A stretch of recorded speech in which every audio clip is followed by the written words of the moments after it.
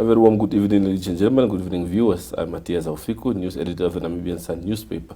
Welcome to another exciting edition of the Evening Review Show. Well, tonight in studio, we're joined by the Chief Executive Officer of the Environmental Investment Fund, Mr. Benedict Libanda. Good evening and welcome, sir. Good evening and thanks for having me. No, it's indeed a pleasure to have you here. It's your first time on the show, I believe. Indeed, it's my first time. Yeah? Yeah. I think we're all guilty for taking so long to get you onto the platform. Yeah, I think first and foremost, happy birthday to the fund. You guys turned 11 yesterday. I mean, it must have been a rough 11 years. Can you maybe just take us briefly through the journey from February 13, 2012 to date? How has it been? What has your road been like? Yes, indeed, it has been a challenging but exciting and fulfilling journey. And it has been a privilege that I've been heading this organization for 11 years now since inception.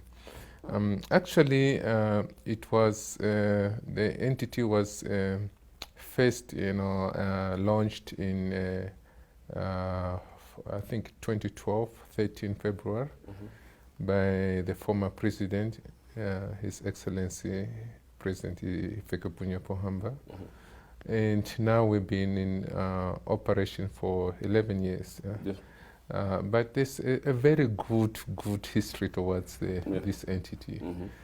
Maybe I want to touch on that one because very few Namibians knows how the EIF was established. That background is extremely important to touch on. Maybe with your permission, I'd love to touch on that one. No, go ahead, sure. Okay.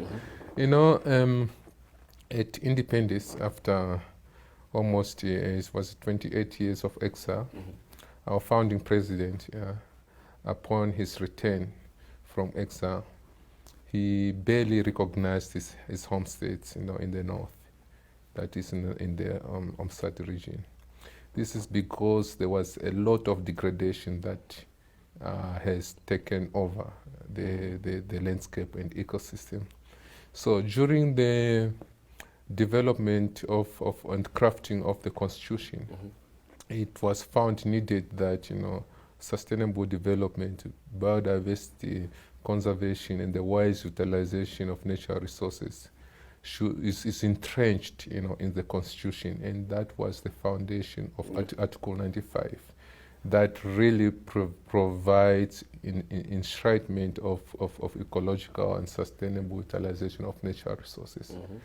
And the idea thereof was to establish a fund that will amplify and cover environmental debt that was left behind by the former regime. So in 1992, the founding president presented the Green Plan of Namibia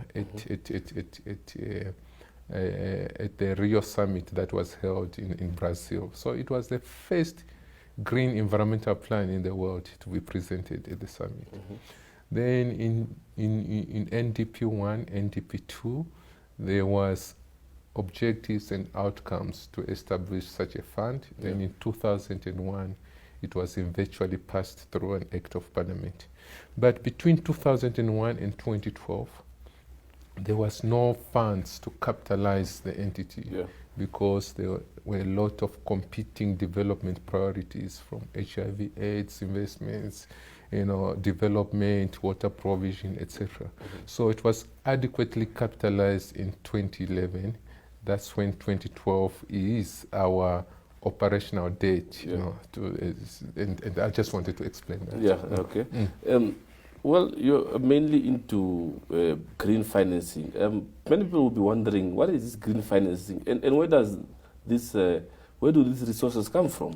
Yes, our mandate is to mobilize, financial resources and capital, both from national avenues and also international partners.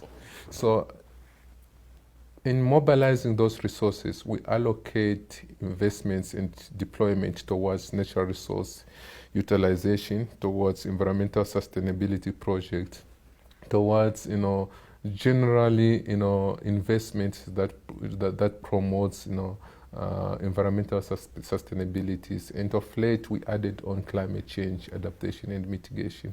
So what we're doing is that we realize as a country that there is a resource scarcity in the country. Yeah. Water is not infinity, for example. Namibia is a dry country.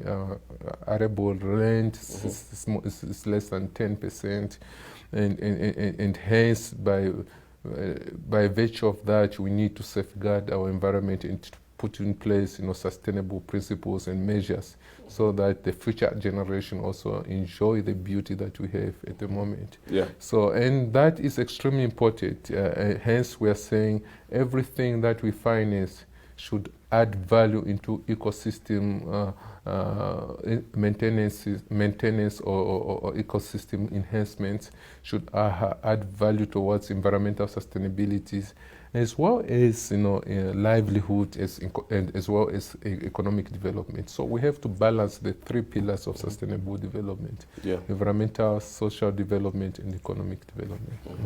So with the climate change phenomena, especially in recent years, it has become so intense. How is the fund keeping up with that, as far as sustaining those three pillars that you just mentioned is concerned? Yes, as much as climate change has a huge impact on Namibian development as a country in all sectors, be it in agriculture, mining, fisheries, tertiary institution, financing institution, etc. What we've done at the EIF is to analyze the impacts that arise from climate change, and then use those challenges as opportunities to find innovative solutions, raise capital, and introduce those interventions to address climate change. Luckily enough, there's also a global movement towards addressing climate change. So there's a lot of funding avenues or windows that could be accessed by countries to help individual countries that are mostly affected to access funding through grants or concessional capital and invest that into climate change adaptation or mitigation. And we've done well at that because, if I recall very well, in 2015, we applied for accreditation with the Green Climate Fund. In 2016, we finally accredited in July. We were the 19th entity to be accredited by the Green Climate Fund.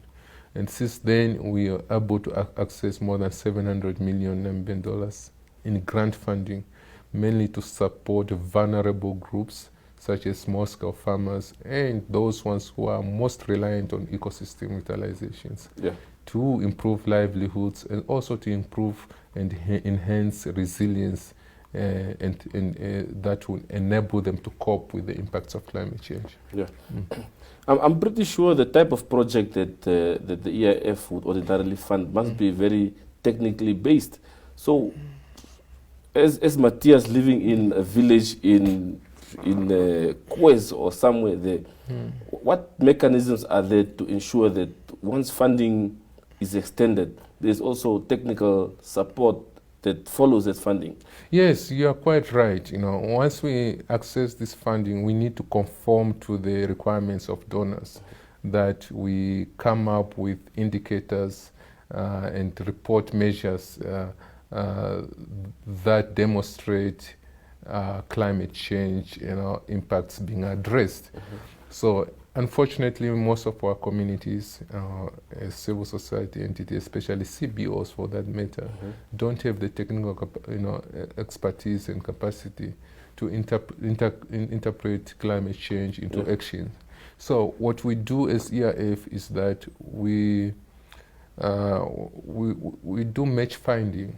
So if a community wants to do a complicated, water conservation project, using renewable energy technologies, for example, we'll go on the market and find out, and search for for technical partners who are vested, in terms of, providing that services. Then we match them with communities. So we've been doing that for over, I think, more than 200 projects for now, where communities are supported by technical partners, and those technical partners are more from the private sectors. And then in the process, cross-pollination of skills and capacity is transferred from the private sector's specialized entity to the beneficiating communities. I'm talking about post intervention, where communities will be able to manage and operate machines, will be able to maintain those technologies that we're introducing, whether it's solar water pumping systems or hydroponic systems that we're introducing, whether it's resilient livestock support that we're introducing in the country, in their specific areas. Those needs to be sustained after the intervention. So a lot of capacity building is attached to every project that we implement. So would you then say, going forward, and especially when considering the sustainable development goals, especially those ones related to the environment and climate change, to be specific, would you say the fund needs perhaps certain modification going forward? I mean, things are changing since inception. What do you think are some of the avenues you should look at just to adapt to the modern world? Yes, look, the scale of investment required to address climate change in Namibia is huge. By 2030, we need about 70 billion Namibian dollars, both for mitigation and adaptation. And if you look at the gap to adequately address that, it's so huge. These figures have been produced by the Ministry of Environment and Tourism, Forest and Tourism. There's a global matrix that is followed in terms of identifying those figures. So to be specific, they're in the nationally determined contribution, the NDCs, so it comes up with a figure. But if you look at the climate funding that is flowing in the country and the investments that is been allocated through budget provisions, it's still short. It still falls short of what is required in terms of meeting our obligations to sustain the Namibian economy, to sufficiently address the impacts of climate change. And this is where now EIF and other entities comes in. It's like, what can we do differently so that we attract funding at bigger scale? We need to scale up such funding. This calls for strategic partnership with the private sector, with development, agencies such as the UNDP and UN Family at large, the multilateral environmental and climate funds such as the Adaptation Fund, the Green Climate Fund, international development finance agencies such as the French Development Agencies, DBSA, and the African Development Bank. So the EIF has established relationship with those entities. And each entities, they bring in different strengths to the table. Some, they bring in credit lines for the commercial part, like renewable energy investments, sustainable tourism, as well as agriculture. And we work with private sector, such as banks, to execute those mandates. So that is commercially driven investments. Then we go for resilience and adaptation, which is mainly donor funded. That is working with different concessional providers of grant capital. So to date, we've been able to raise more than 3 billion Namibian dollars in terms of climate change intervention, and we've deployed almost 90% of that, to intended beneficiaries, reaching more than 230,000 beneficiaries, mainly small-scale farmers and vulnerable communities residing in areas such as conservancies, community forests, etc. So in terms of interest from the part of the public, how has that been, and what model does the fund use? Do you perhaps send out calls for interest to fund certain projects, or can I walk into your offices and say, this is the idea our community has, can you come on board, or how does it work? Yes, it's quite a complicated process, and each fund is approach the solicitation of projects differently.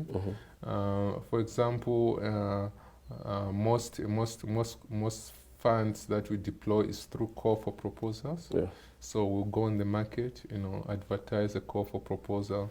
Then we receive the proposals from different beneficiating communities. Yeah. Then we assess, and unfortunately we don't have the funding to finance every proposal that is received. So it's always extremely difficult for us because the demand outweigh the supply. Yeah.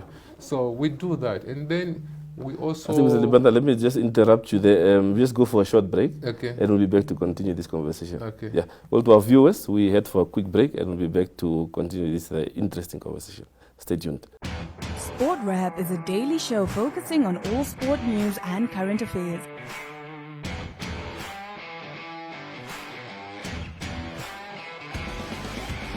If you would like to feature your brand or campaign on this platform, contact sportwrap@synergy.com.ma.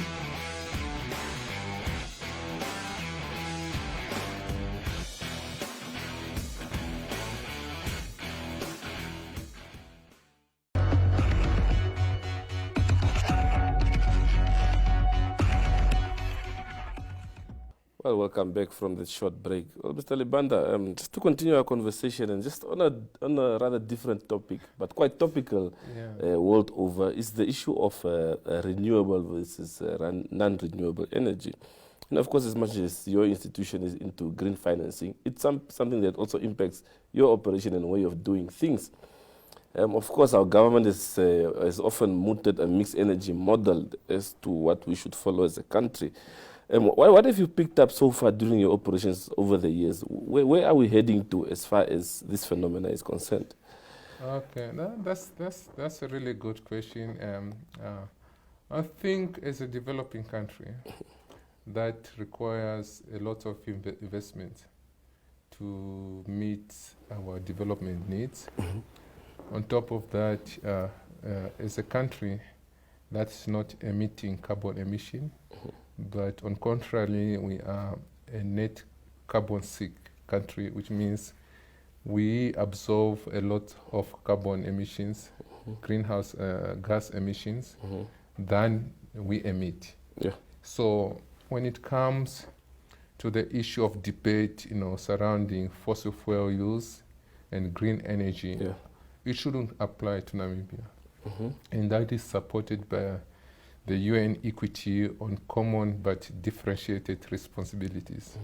So which says countries that are emitting should lead, the way in terms of investing towards, greenhouse gases, reduction. And Namibia is not emitting. So what we should focus as a country is to use every resource that we have to develop the needs of the country, as well as ensure that we are resilient from the impacts of climate change. I think the argument here is that as developing countries, we will need to be given long period to transition to green. It's not an overnight, because there's additionality to the costs. So that additionality, if it's not covered by a third party, so it becomes expensive for a country such as ours to realize our developmental goals.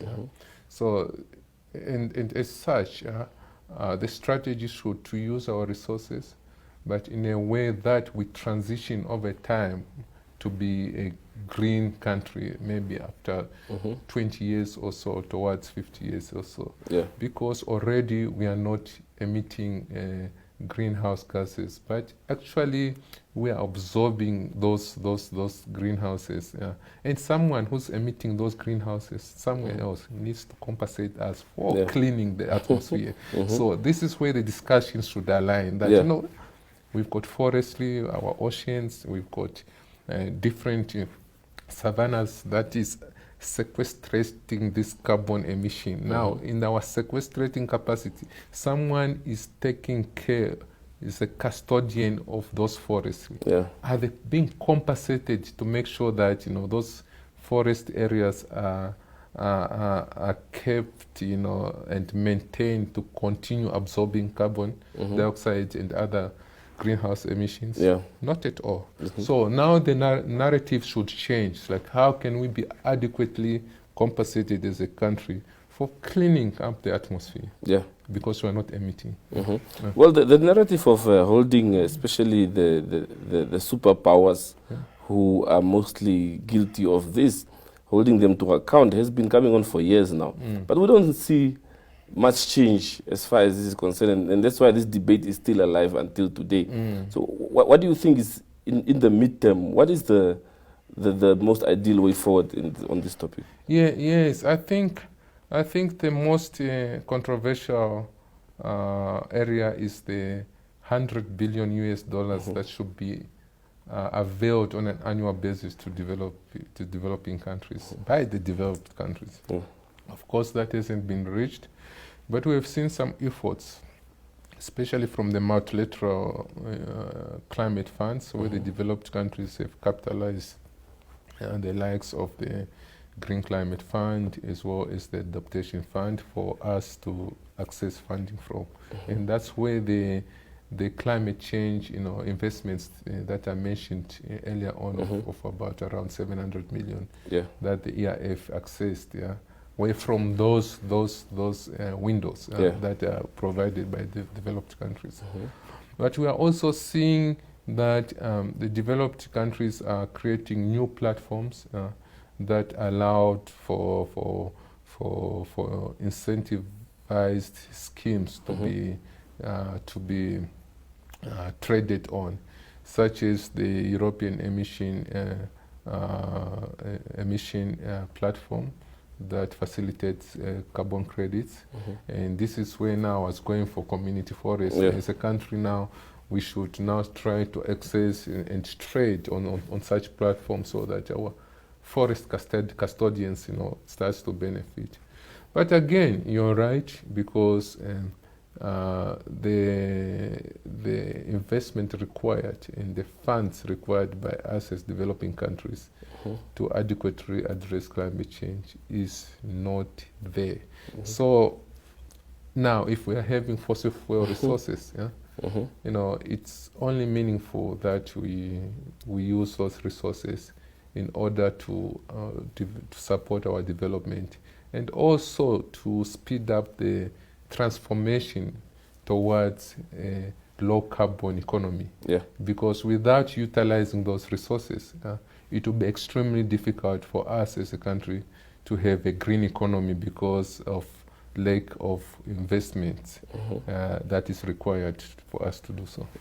But what do you make of claims then from especially those high carbon emitters who claim that for as long as the developing world is pushing for a mixed energy generation model, it's like while you are on your journey to transitioning, you are still partly contributing to carbon emission. So why don't you then just significantly move towards the renewable zone? Because yes, I think that's the idea. That would be the perfect way of doing it. But we have the resources as a country to do that overnight. That's why I was saying the transition period of developing countries should not be the same as developed countries. Developed countries can do that overnight. Us, we need some years to build our infrastructure, to transition in a more sustained way. If such additionality in terms of cost can be covered by external capital, we can transition overnight. But unfortunately, we've learned over the past 10 years or 15 years or so that's not the case. So imagine redirecting government budgets, from other social and development needs to green economy. It will have a detrimental to our development, priorities. Yeah. So we need to have a balanced approach that is also enables us as a country to have a longer period of transition, especially developing countries, and developed countries to have shorter term frame of transition. So I think that would be a fair compromise, because after all, we are not emitting these greenhouse gases as a country. We are more of a carbon sink country, and we need the resources to address unemployment, to address poverty, to address hunger, to improve access to water in rural areas, agriculture, self-sufficient, etc. So we still have a long way to go as a country. So whenever you attend these global meetings on this topic, what is the mood that you are getting from those settings? What is it that you are getting from them? Actually, it is a process that we should participate actively, because it's got far-reaching consequences on us if we don't take part in them. Of course, the mood in those boardrooms is that the issue has gone beyond environment to more political as well as economic interest. So I think that is my take. Someone might be different, might have different opinions from mine. But from where I sit, it's more than climate change. It's more than conservation, environmental issues. But it's now integrating, economic interest, geopolitical issues, etc. But I think I can't go in details because that's not my area of specialization. I might be giving wrong information. Just lastly, Mr. Libanda, of course, if I'm not mistaken, this is your last year as the head of the fund? Yes or no? Because I think I don't want to go in details on that one, but I think it's my last term. But it's something that I haven't discussed yet with the board and with my principals. So I think I'm comfortable to discuss it further internally before I decide it externally. I know I just said yes or no, but I think I just want to take back what I said earlier on, something that I would like to discuss internally and address it internally before I go out. So just briefly, should you stay on? What are some of your medium-term goals? I think what is of interest and the challenge to the fund now is our involvement in green hydrogen. So as EIF, we have been given the mandate to raise capital in support of the green hydrogen sector. So what we have done since last year, we've launched the SDG Namibia 1, which is a blended financing and fit for purpose investment platform that crowd in different types of capital from multilateral, philanthropic, private sectors, DFIs, etc.